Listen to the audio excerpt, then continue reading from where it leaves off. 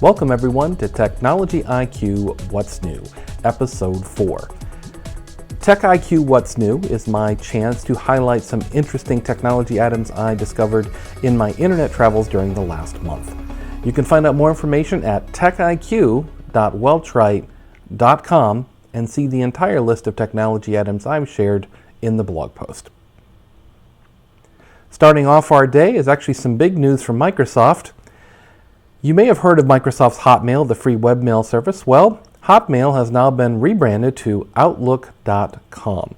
And I must say that I find the interface, which you can see here, to be a lot more welcoming and a lot simpler to use than the Hotmail ever was. They've kind of updated the look and feel to be more like the upcoming interface for Windows 8, what used to be called Metro. Very streamlined, very nice. The only button on this page when you're first presented with it is the new button where you can create a new message. You can address it nicely here. It'll remember people you most frequently contact. You can have your entire contacts list. So if you were using Hotmail in the past, your Hotmail account will work. Actually, it should have been transitioned to a Windows Live account. That same account will work. Now, one reason you might want to head over to Outlook.com pretty soon, if you have any desire or any thought that you might be using it in the future, you want to reserve your Outlook.com email address. And the way you do that is you log into Outlook.com, visit the gear icon near the upper right-hand corner, go down to More Mail Settings, and then under the Managing Your Account area, create an Outlook alias. When you go there, it'll ask you, what do you want your email address to be? In my case, I simply chose douglaswelch@outlook.com. If it's not taken already, you'll be able to get that. Otherwise, you may need to be a little bit more creative in selecting your account. Therefore, the earlier you do it, the more likely you'll get the name that you most desire. In further Microsoft news, kind of a interesting note from Microsoft, and an important one if you're running Windows XP or Vista. In most cases, anyone who's purchased a new computer in the last several months has automatically found Windows 7 on that machine. But if you're running an older machine with Windows XP or Windows Vista, the new version of Office, Office 2013, will not be compatible with those systems. Again, if you're running Windows XP or Windows Vista, do not bother buying the newest version of Office, Office 2013. It will only work with Windows 7 or the upcoming Windows 8. This happens all the time as manufacturers roll older products off of their product line, and it's always good to be aware before you go out to purchase new software. The current version of Office, Office 2010, should run fine on those versions of the operating system, XP and Vista, for the foreseeable future though. Now, oftentimes when we're dealing with clients, whether in a sales environment or in my case, if I'm trying to help someone out with a computer problem, it can be very helpful to share my computer screen with one or more people. Well, ScreenLeap is a free service which allows you to very, very quickly share your screen with any number of people. You simply click the Share Your Screen Now button, it runs a small Java app, and then gives you a URL which you can direct people to so they can view your screen in real time. This can be used for giving presentations, for showing off a particular program, answering a question for someone, and a whole variety of other uses. It's fairly quick. It does take a few seconds to run up the Java app, which allows you to do the sharing, but other than that, it's pretty straightforward. You can see here's the link that you would email or instant message to the people you wanted to watch your screen, or you can also tell them to go to the ScreenLeap website and enter a sharing code.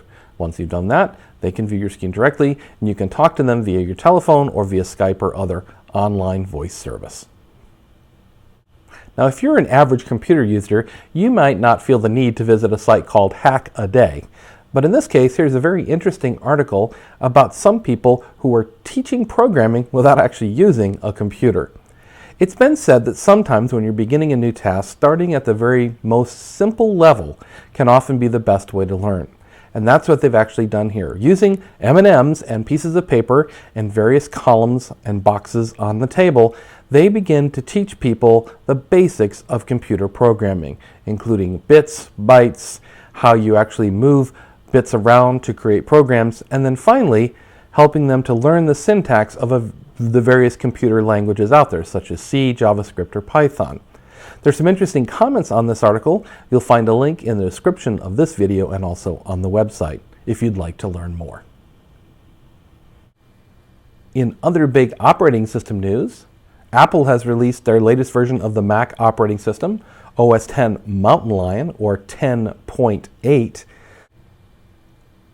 You may not need to head to Mountain Lion right away on your computer system. Mountain Lion contains a host of new features, not all of which you might need, but it's worth checking out. You can do that at your local Apple store, or also you can check out all the new features on the Apple website.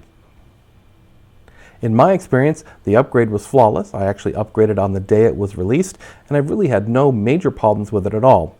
As is the case with some Macintosh operating system upgrades, it actually made my computer feel just a little bit faster. I'm not going to guarantee you amazing results in making your computer faster, but sometimes they actually optimize the system a little bit further so that your computer feels just a fraction of a bit faster when you install the new software. Always appreciated when upgrading. Of course, now that Mountain Lion isn't distributed on a DVD or CD, the question of how to reinstall the software becomes an issue. In this post from the unofficial Apple weblog, they step you through the process of building an OS X Mountain Lion installer thumb drive or hard drive. This can be a great way to keep your installer around even without the disk and still allow you to reinstall it easily on the existing computer or also install it on other computers. The process isn't that difficult. It may seem a little technical, but it uses the built-in disk utility software and other software on the Mac to accomplish it. It offers great peace of mind to have that software around, even though they don't deliver DVDs anymore. And finally, I'd like to highlight a video tip that I made just a few weeks ago.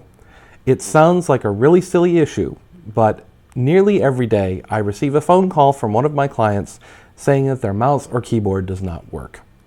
In most cases, 99% of those cases, it's because they're using a wireless keyboard or mouse and the batteries have died in that device.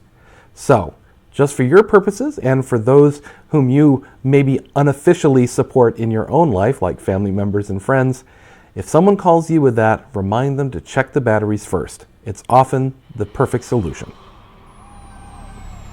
That's it for this episode of Technology IQ What's New. I hope you'll join me next time. For more information, you can visit the website techiq.welchright.com. Until next time, control your technology. Don't let it control you.